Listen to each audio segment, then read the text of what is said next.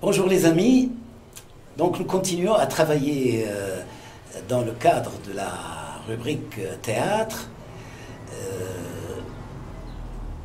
les techniques vocales, mais comme nous avons vu dans les vidéos précédentes, ou les séances précédentes, nous allons faire un petit échauffement qui sera en même temps un rappel et en même temps un échauffement pour faire le travail de la voix.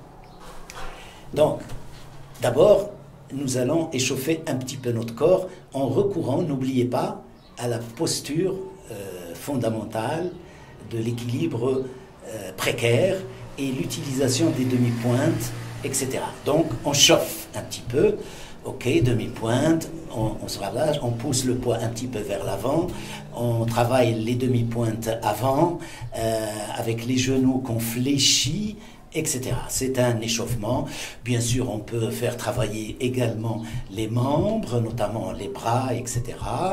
Ok, on balance le poids vers la gauche, vers la droite, un peu gauche, droite, etc. Bien, alors taf, on tire sur ses épaules, on relâche les bras, on imagine que nous avons un piano devant nous et on commence à pianoter sur le clavier. Ta, ta, ta, ta, tirer, tirer, tirer. Je ne vais pas trop tarder sur ça parce que ça peut durer beaucoup, mais je vous montre un peu ce qu'il faut faire. Hop, on relâche.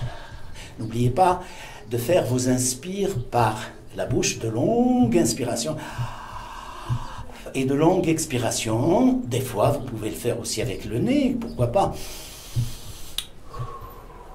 Ok, donc, au lieu d'avoir un clavier, d'imaginer qu'on a un clavier, imaginons qu'on a une patte. Donc, on inverse les mains et on commence à pétrir la patte. Voilà. N'oubliez pas d'inspirer, de respirer, et n'oubliez pas de continuer à travailler vos demi-pointes et vos genoux, ok, avec le poids toujours en avant, et le masque ouvert, pétrir la patte. On peut le faire, mais sans être dans la colère et la violence, c'est-à-dire pas, non, par la bouche. Oh, on relâche, vous pouvez sentir que vous avez quelques petites douleurs au niveau des muscles de l'avant-bras, de l'épaule, etc. Ok, donc on relâche. Bien. On travaille aussi les muscles du visage, parce que c'est capital et c'est très très important pour la voix.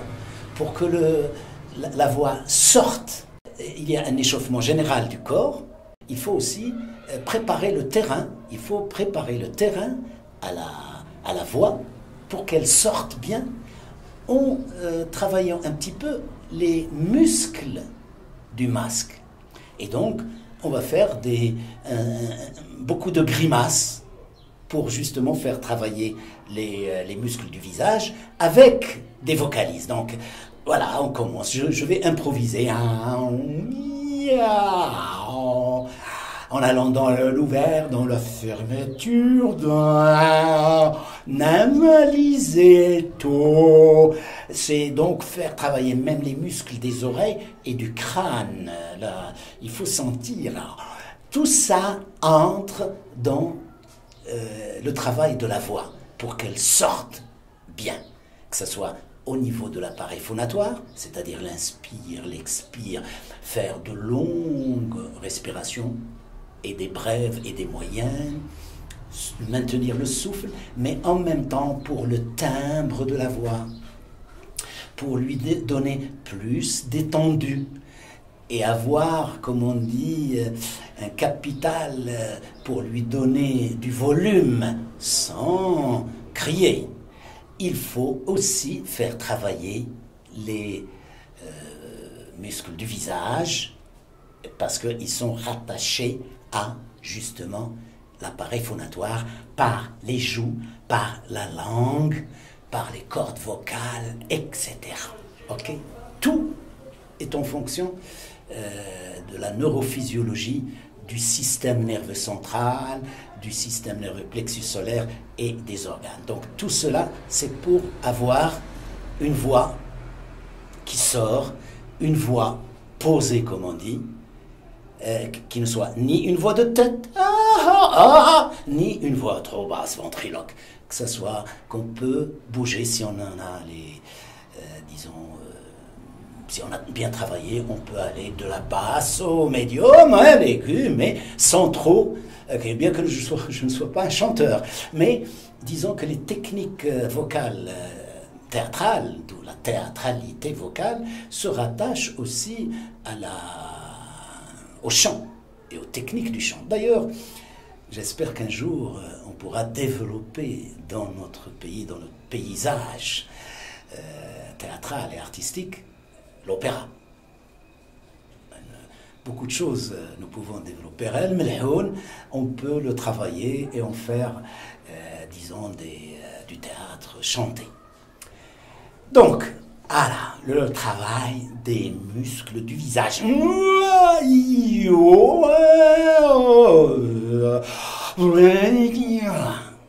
Une fois que c'est fait, eh ben, on va pouvoir travailler le verbal.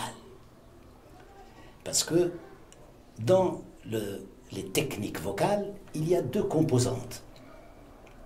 Il y a la composante verbale, qui est rattachée à la production physique en ondes ondulatoires, la production linguistique, la production de la parole, parler. Mais il y a une deuxième composante qui est les effets sonores qui sont produits par la voix, mais qui ne relèvent pas de la chaîne parlée, qui ne relèvent pas du système linguistique. Ils relèvent d'autres systèmes de signes ou de signaux, qui sont les cris, les rires, les souffles, et tout. Hein, waouh, waouh, waouh, oh, oh, oh, oh, etc. Donc, ce sont deux univers dans les techniques vocales. Donc, on va s'attaquer maintenant au travail verbal, à la dimension verbale. Que ce soit en arabe, en français, en anglais, en général, ce sont des techniques similaires qui s'appliquent à toutes les langues. D'abord, il y a, comme je vous ai dit, l'inspire, l'expire, disons principalement par la bouche. Quand on va produire la voix, nous allons être à 60 à 70% dans la production vocale par une respiration buccale et abdominale. Et les 35, 40, 30%, éventuellement par d'autres types de respiration intercostale ou en même temps abdominale et peut-être, pourquoi pas, des respirations par le nez. Mais à ce moment-là, ce sera des respirations qui vont être des effets spéciaux, c'est-à-dire pour exprimer la colère, pour exprimer un élan de violence, ou si c'est un masque semi-fermé ou semi-ouvert, c'est pour exprimer donc la crainte, la peur, la tristesse, etc. On va travailler donc le verbal. Dans le travail verbal, en général, on s'attaque à deux entités. D'abord, l'articulation. Il faut travailler son articulation.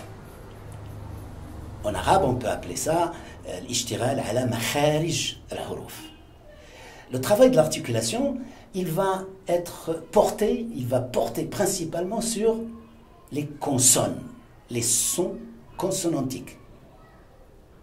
أي بالعربية ما نسميه أو يسمى الصوامت. les ك ت د م ش ف v p r etc.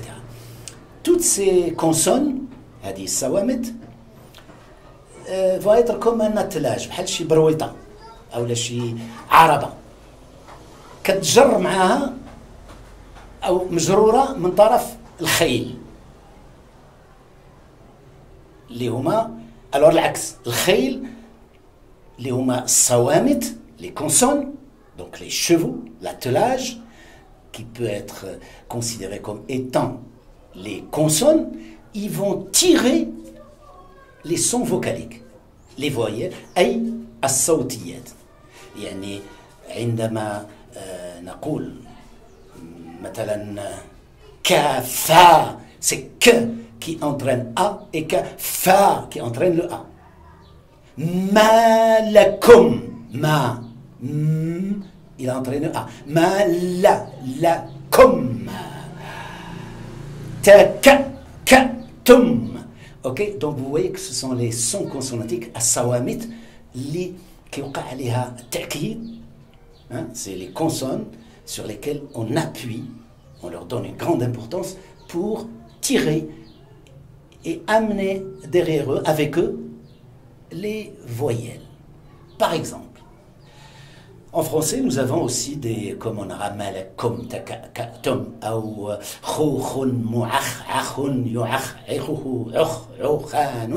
en français, nous avons aussi des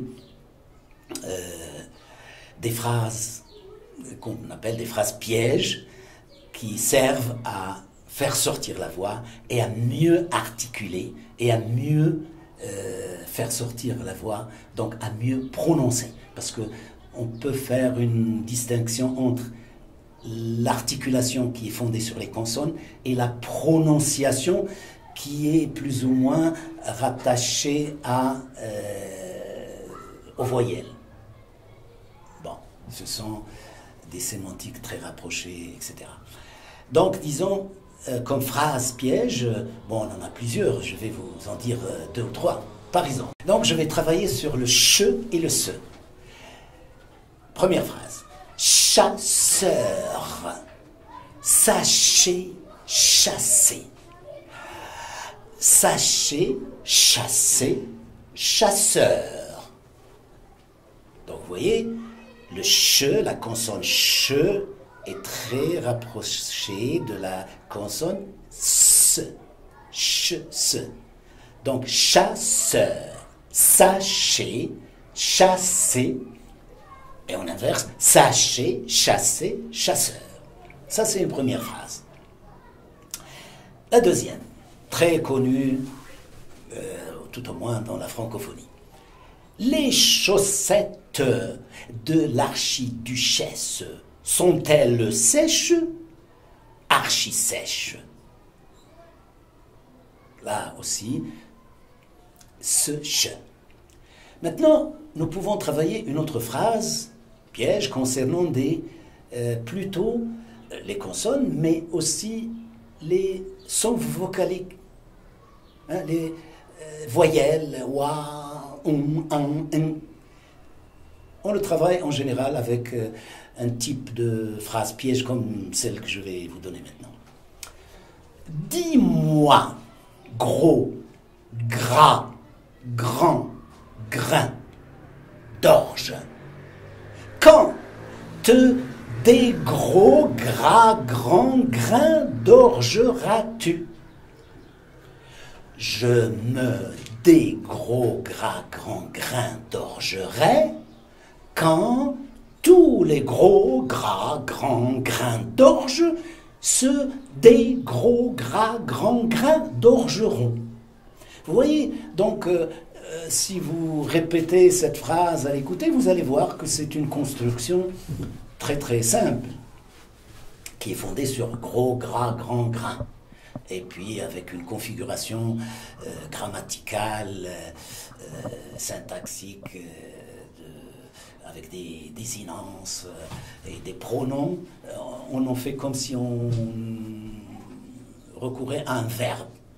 Donc ça, c'est aussi important. Donc voilà 3 types de phrases. Vous pouvez aussi travailler sur une phrase qui est très très importante, qui rattache le je, le veux, le x, etc. La voilà. Je veux et j'exige d'exquises excuses.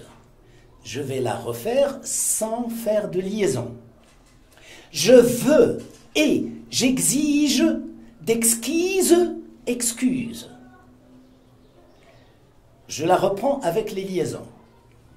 Je veux et j'exige d'exquises excuses. Vous remarquerez que quand je prononce ces phrases, je tire d'abord sur les voyelles et il y a des syllabes qui sont normalement muettes que je vocalise. Comme celle-ci. Les chaussettes. Je ne dis pas les chaussettes de. Les chaussettes de l'archiduchesse sont-elles sèches? Vous voyez, il y a les chaussettes qui se terminent par la syllabe T qui est suivie de les chaussettes de. Donc, la syllabe T suivie de de. Elles sont trop proches, très proches l'une de l'autre. T, de. Donc, pour ne pas faire une confusion entre les deux, parce qu'on a la damj ou l'idgham, on rend, disons, prononcer un petit peu la première syllabe. Les chaussettes de l'archiduchesse sont-elles sèches? Pas les chaussettes de l'archiduchesse sont-elles sèches? Ça, au niveau de celui qui va écouter ce que je dis, il peut ne pas saisir le sens de la phrase. Parce que je ne mets pas d'arrêt et de différence entre les composantes lexicales de la phrase. Notamment, chaussettes de l'archiduchesse sont-elles sèches? Ça, c'est important. C'est la même chose avec je veux et je veux et. Je veux et. Je et. Je veux et j'exige d'exquises excuses. D'exquises excuses. Exquises excuses. Donc on est obligé de mettre les liaisons et donc de prononcer certaines syllabes qui sont en principe muettes. Je veux et j'exige d'exquises excuses. Voilà, ça c'est donc quelque chose de très très important au niveau de ce qu'on appelle la diction. Classiquement, on appelait ça la diction théâtrale. Maintenant, on parle de la, pratique et du travail sur les consonnes et les voyelles et les sonorités qui doivent les accompagner. Au plaisir de vous retrouver la prochaine fois pour travailler ensemble des extraits de pièces de théâtre dans lesquelles nous allons essayer de rattacher les différentes techniques que nous avons vues ensemble, entre les techniques corporelles, les techniques de la respiration, les techniques du masque et les techniques vocales. À très bientôt.